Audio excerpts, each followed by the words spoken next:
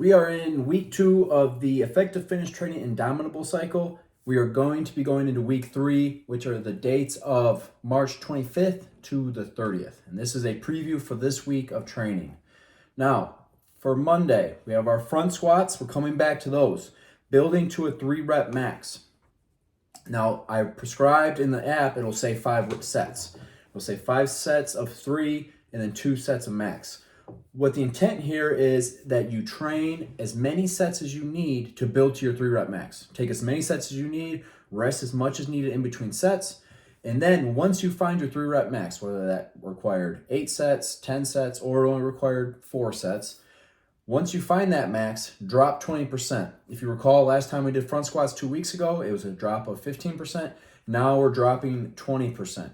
So you drop 20% and you do 2 sets of max set front squats. If you have a hard time with front squats, we made some videos on how to modify them. If you absolutely must, you could do a heels elevated back squat. The intent is we're alternating front squats and deadlifts. Deadlifts are very posterior chain, so the idea why we're doing front squats here is more anterior chain. So we're alternating weak anterior chain, posterior chain. That's the intent here. So at the very least, do a heels elevated back squat so that you're hitting more of the quads. Now, supersetted with the front squats are box jumps, 3 box jumps. And that is for every set of front squats. So if it takes you 15 sets of front squats, you're gonna have 15 sets of box jumps. And what we're doing here, maybe this is a little bit in the weeds, but we're potentially taking advantage of post-activation potentiation, meaning you're activating the muscle with the front squat, and now you're gonna apply power to that. You're gonna apply high force, high velocity to that. And research has shown that you can get a little bit more power, a little bit more out of your power training when you pair it with strength training. So that's why we're pairing them up. It's also time efficient. But again, for every set of front squats, 3 sets of box jumps. With the box jumps, you're not jumping to the box.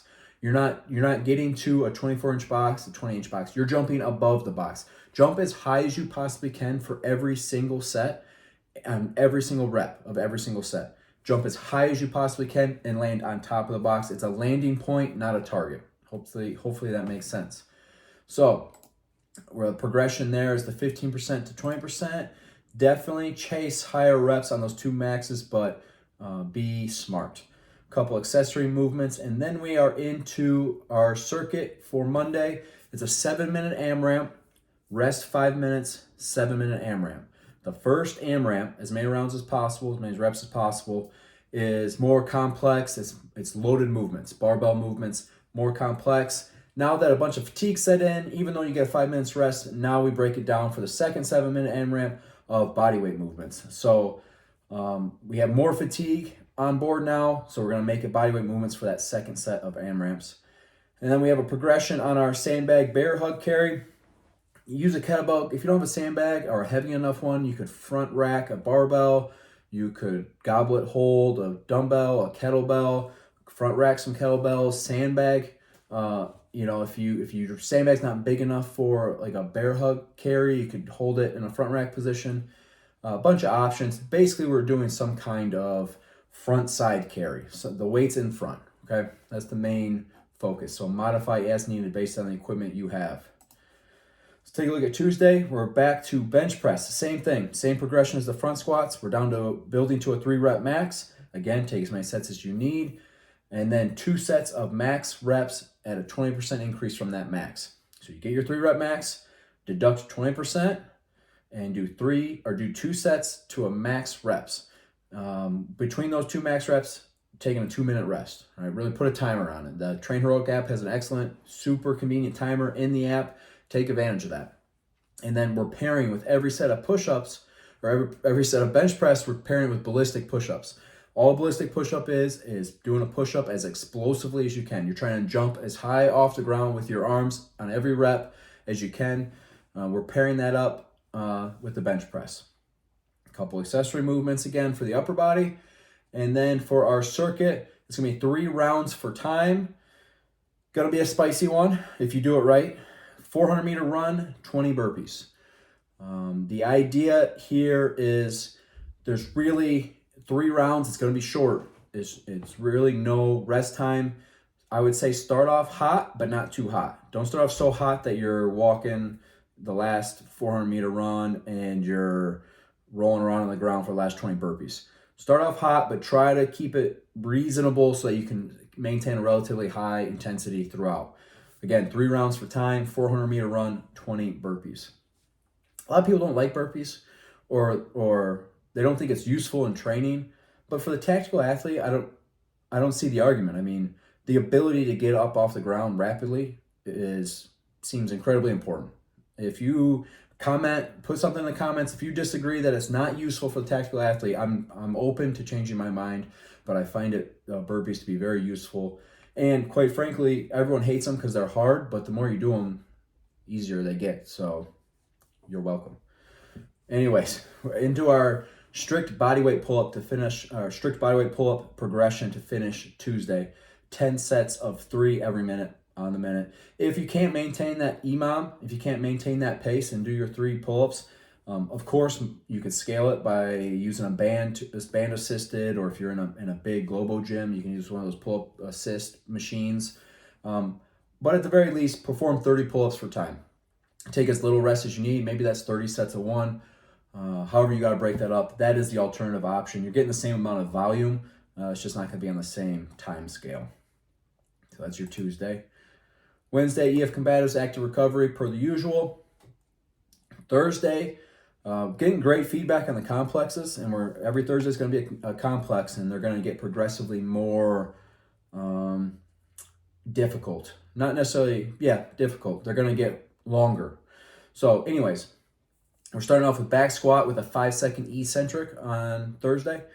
So an honest 5 seconds on the way down, and then explode up from the bottom. 5 honest seconds down, explode up from the bottom, 2 reps. So you're actually building to a 2-rep max.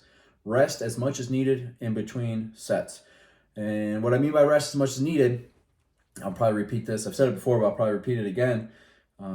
You don't have a bunch of overall fatigue that's going to diminish from the next set. You don't have a bunch of local muscle fatigue, so target muscle fatigue that's going to limit the next set. And you don't have a bunch of accessory muscle fatigue that's going to limit the next set. Essentially, when you feel capable of giving another good hard set, that's when you're ready. Okay.